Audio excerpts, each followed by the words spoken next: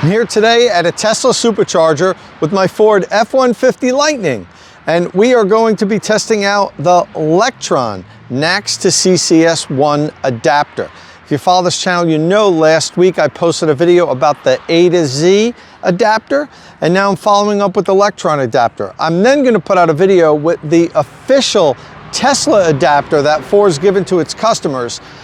Once I've done all three reviews, I'm going to do a final video comparing all three adapters, so perhaps you can decide which one is the right adapter for you. So I'm going to plug in the vehicle now. I'm going to take the temperature of the adapter at the time of plug-in, and then every 5 minutes I'm going to monitor the temperature like I did with the A to Z adapter, because one of the things we're concerned about are these things getting too hot, how well are they engineered.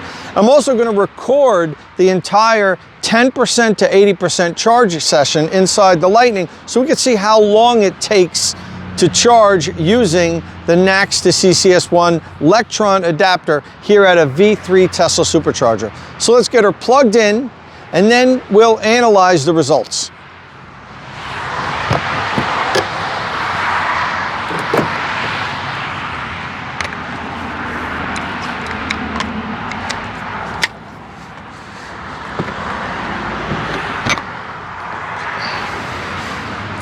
Okay, she's connected. Let's see how long it takes before it starts charging.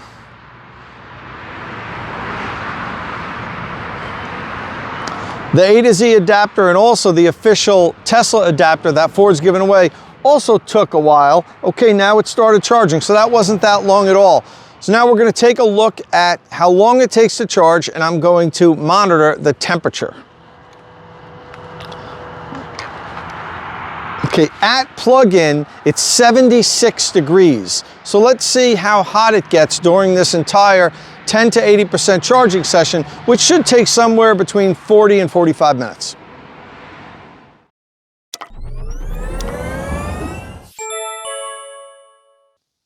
Alrighty, before we jump into the review, let's first take a look at the Lectron Vortex Adapter's key features.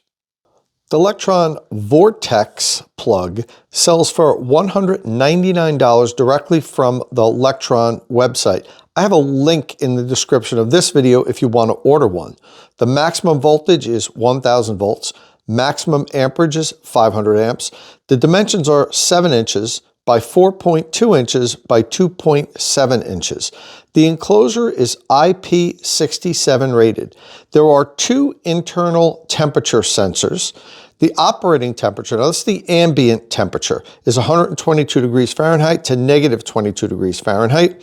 It has an automatic locking mechanism on the CCS1 side and also an automatic locking mechanism on the NACS side.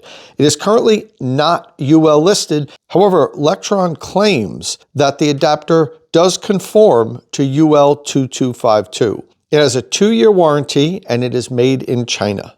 So let's first talk a little bit about approved and non-approved adapters. Tesla, Ford and Rivian, the two automakers that are allowed to use the Supercharger network so far. The rest are going to be allowed to use them, but right now, Ford was first, Rivian is second. All three of those automakers have said they only want their customers using the official Tesla adapter. That's the adapter that Tesla engineered and is making and providing to Ford and Rivian customers. That's the only adapter that you're supposed to be using on the network. We're going to go into the official statements that those manufacturers made shortly, but let's just talk a little bit about this now. This really stems from the fact that when the CCS1 to Tesla adapters first came out, about 1.5 years, maybe 2 years ago at this point, the market was flooded with super low quality, very inexpensive adapters. And quite honestly, a lot of them were unsafe. So what happened was the major CCS1 networks, Electrify America, EVgo, they put out statements saying, only the official Tesla adapter is allowed to be used on our networks, because Tesla first made the adapter that allowed Tesla customers to charge on the CCS1 networks. They were the ones that first came out with it. Then all of a sudden, we got hit with dozens of adapters made by these third-party companies. Most of them came from China, and quite a few of them were super low quality.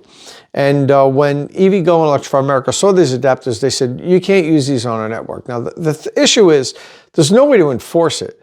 There's no adapter police out there checking, and these adapters are all passive.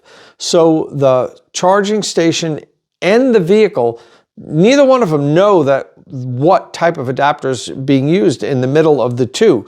So it really is, these statements were made, or these prohibitions were made for liability, so that the network and the manufacturer could wash their hands with if you had a problem. If the adapter melted, damaged your car, if somebody got hurt, they'd say, look, we told you not to use these adapters. You're only allowed to use the approved adapter. So what we're seeing now is the opposite, adapter-wise at least. What I was just talking about was to allow Tesla vehicles to charge on CCS1 stations. Now we're seeing the opposite. CCS1 vehicles are being allowed to charge on Tesla Superchargers for the first time. You can buy this adapter or get it from your OEM, and you can charge on Tesla Superchargers. And now with that, Tesla came out, like Electrify America and EVgo did in the past, and said, wait a minute, you can't use these third-party adapters on our network. We're banning them. Subsequently, Ford, when they got Supercharger access, put out a statement that echoed Tesla's statement saying, we only want our customers to use the Tesla adapter. Now Rivian just said the same thing. But the fact of the matter is, people are going to use these. They're going to buy these third-party adapters.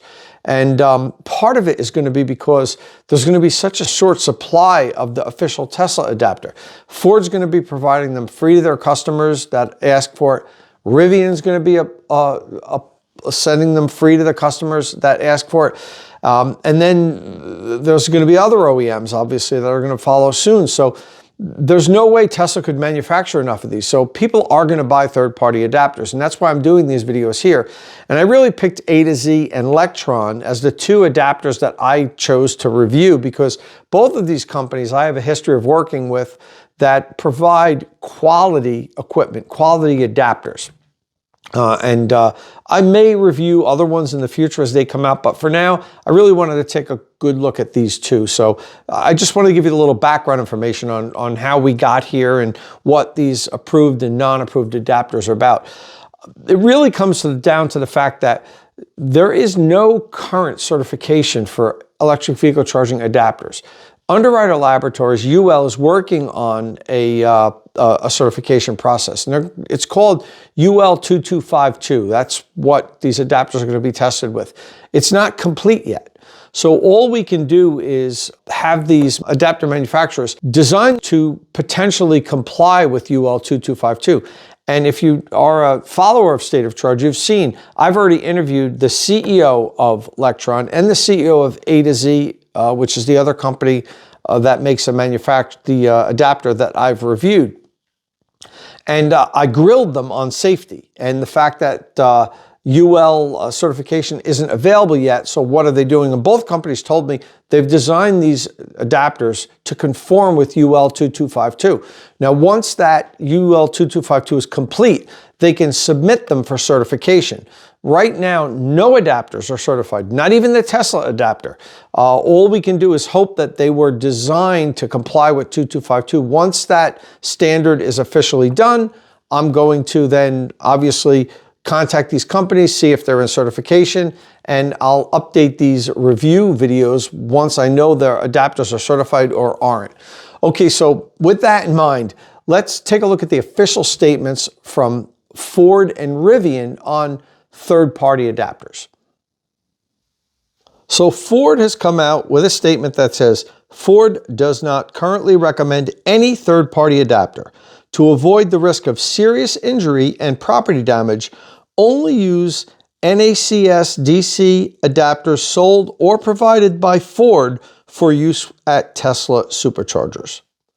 And Rivian, who just gained access to the Supercharger network also, put out this statement. Only Rivian-provided NACS DC adapters are authorized for use on the Tesla Supercharger network. Use of unapproved adapters can result in damage to your vehicle. And Tesla has put out their own statement on third-party adapters. So let's take a look at that now. Third-party adapter policy. To avoid risk of serious injury and property damage, users of Tesla charging stations may only use adapters sold or provided by Tesla or by other automakers in the United States. Your use of any other adapter with Tesla's charging stations is strictly prohibited. And I totally get where all three companies are coming from. I've seen some really low quality adapters out there on the market. However, as I mentioned earlier, the reason why I decided to review the A to Z adapter and the Lectron adapter here was because these companies put out quality equipment. And I've talked to the CEOs of both companies, and they've assured me that they're engineering these adapters to UL 2252 standards, which should make them safe. And I honestly do expect once UL 2252 is out and established, and these companies get the adapters certified, that Tesla and the other manufacturers like Ford and Rivian will say, okay, what we'll allow you to use is any adapter that's UL certified.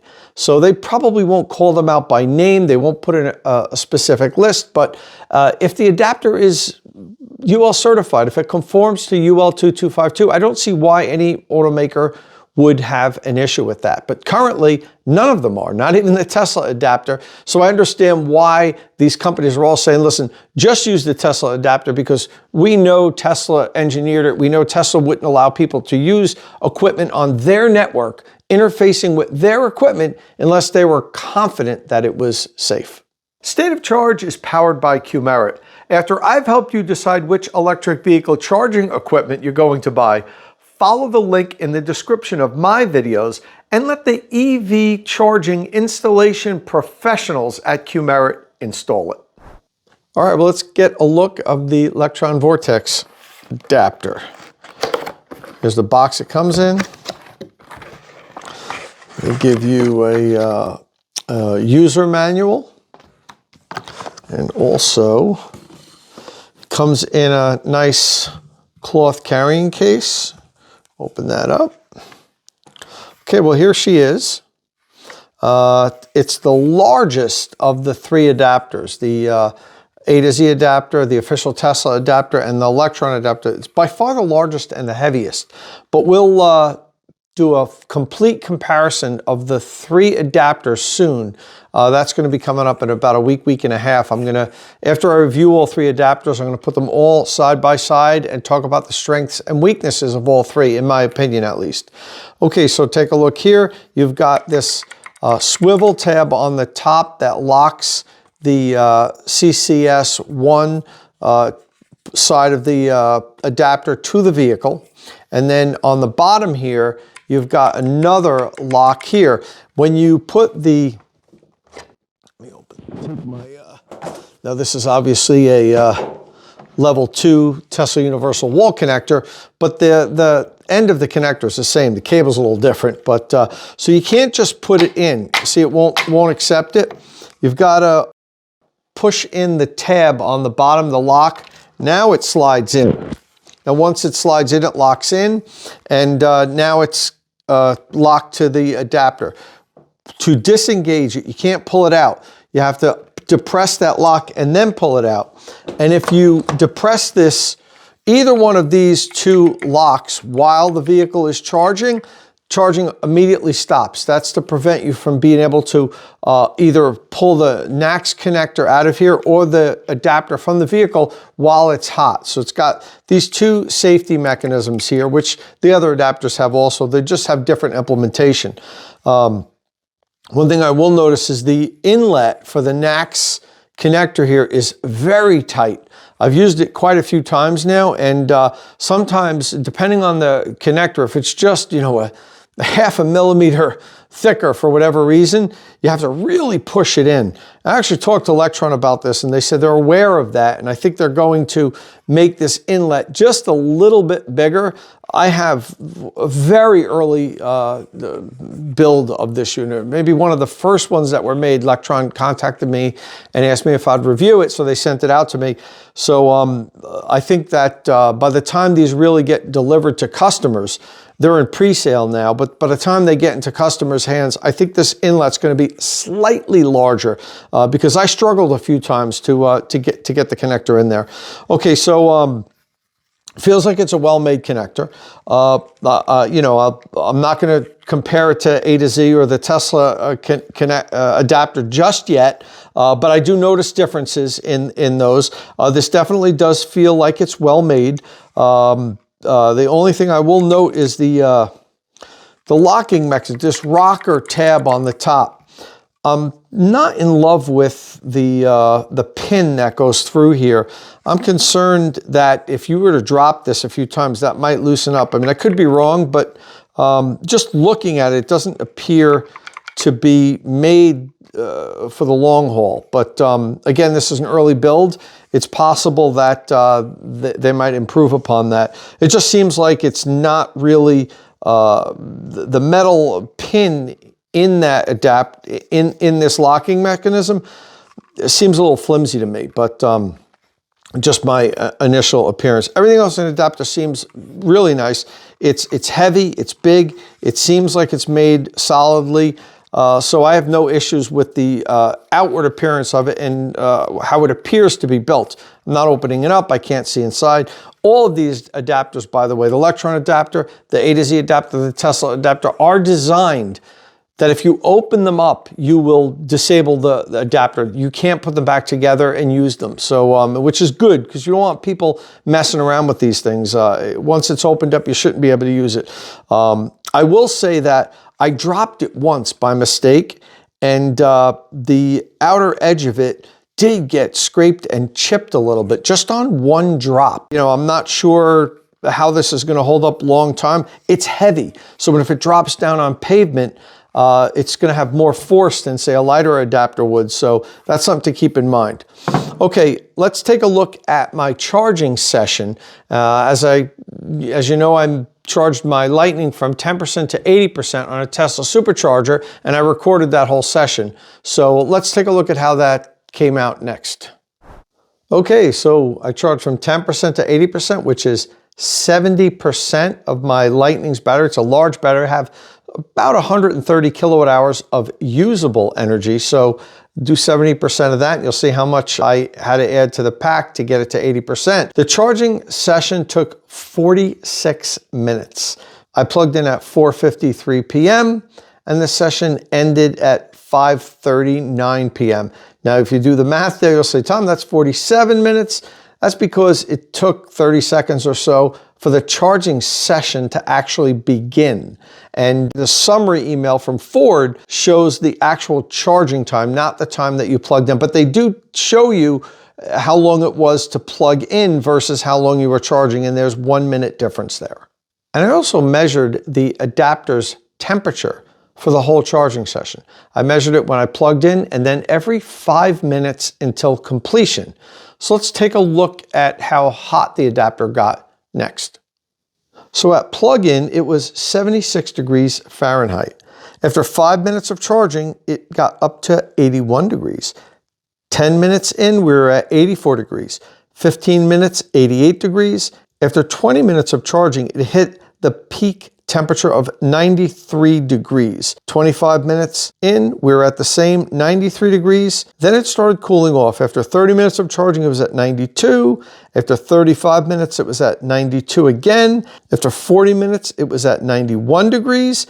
And then when I unplugged after 46 minutes of charging, it was at 91 degrees Fahrenheit. During the entire charging session, the ambient temperature was 73 degrees. So that's pretty good. At the peak, it only got 20 degrees hotter than the ambient temperature outside. But I will say there was a nice breeze of about 8 miles an hour. So I think that helped to keep the adapter a little cool during the charging session. So as you can see, the Lectron adapter hit a maximum temperature of 93 degrees, and that was for a long charging session, 46 minutes. And it only got 20 degrees warmer than the ambient temperature. So I looked up the UL 2252 certification for temperature, surface temperature on these adapters. And let's take a look at those now. So the Lectron Adapter would fall under the non-metallic category because it is high density plastic. And for the handles and knobs that are grasped for lifting, carrying, or holding, which is what this would fall into. It's a very small adapter, you'd be grabbing the whole thing. For non-metallic surfaces, the maximum temperature is 140 degrees Fahrenheit. So we were way below that. I'm sure it'd be warmer if I was charging in Arizona heat in the middle of the summer and it was 110 degrees out. Perhaps I'll be able to do testing like that in a couple of months when it's super hot out. But for now, the fact that it was only 20 degrees warmer than the ambient temperature bodes well for the Lectron Adapter. Now, the other classifications, handles or knobs that are contacted but do not involve lifting, carrying, holding cables, it really wouldn't apply to that. That's 185 degrees Fahrenheit. And then surfaces subject to casual contact, that's where you wouldn't really be grabbing it and holding it.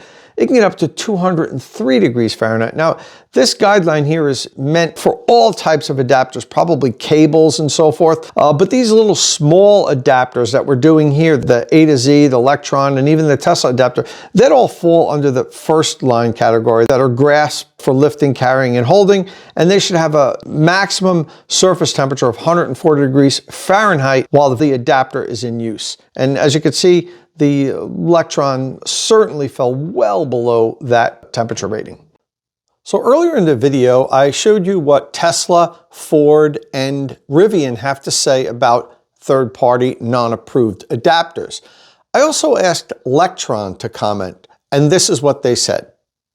At Lectron, we prioritize safety and functionality and have gone above and beyond to ensure our NACS to CCS1 adapter meets standards required by both Tesla and major automakers. Our commitment to safe and reliable charging experiences is evident from our proven track record in facilitating access to Tesla's charging infrastructure with our Tesla to J1772 adapter. In developing the Vortex Plug NACS to CCS1 adapter, Lectron has collaborated with OEMs to ensure compatibility, rigorously tested with industry-leading lab UL solutions, complied with UL 2252 and SAE J3400 guidelines and standards. Lectron's mission is clear: to provide EV drivers with safe, reliable charging solutions that eliminate compatibility barriers and meet the highest industry standards. All right, so I've been using the Lectron adapter for about a week now. I've used it to charge my Ford F-150 Lightning. I've used it to charge my Rivian R1S. And in pretty much all circumstances, it charges the vehicle as well as my vehicle charges without an adapter on, say, a 350 kilowatt Electrify America DC fast charger within a couple of minutes. It's almost negligible to really say, well, this one's faster, this one's slower. And I'm a little surprised by that, but it's true. The charging on Tesla Superchargers with the adapter is virtually as quick as I get on any EVgo or Electrify America charging station. I'm very happy with the surface temperature of the Lectron adapter. Only 20 degrees over ambient is a really good temperature as far as I'm concerned. I expect it to be a lot hotter. The A to Z adapter got a lot warmer than that, but as I said, later we're going to do complete side-by-side comparison video coming up in a week or two. But the Lectron absolutely performed well in this test. And I haven't had any issues with it. I like the locking mechanisms. I actually like that both of these are automatic. On the A to Z adapter, you have to manually lock the NACS connector to the adapter. The CCS1 side does automatic locking, like same with this adapter, but on the NACS side, you have to manually lock and unlock the adapter. I prefer this method a lot better. This is a good locking mechanism here. And as I said, if you disengage either lock, charging immediately stops. So should you buy this adapter? I don't have a problem using it personally. I will use this adapter myself with my personal vehicles. I'm violating terms of use, and I don't like to do that. But I think this is a special case here, and I think it's the fact that there is no UL standard yet officially certified where these adapter companies can get the adapter certified. That's going to happen really soon, within the next couple of months. And as I said, I've had multiple conversations with engineers and CEOs from these companies, and they have assured me they've engineered these adapters to conform with UL standards, and that they will have the adapters UL certified once they can. They can't yet. So I'm going to make a little bit of an exception. Those of you that follow my channel know that I err on the side of safety. I talk a lot about safety here, but I don't have a problem using these. That's a personal decision that you have to make. If you're not comfortable with it, that's fine.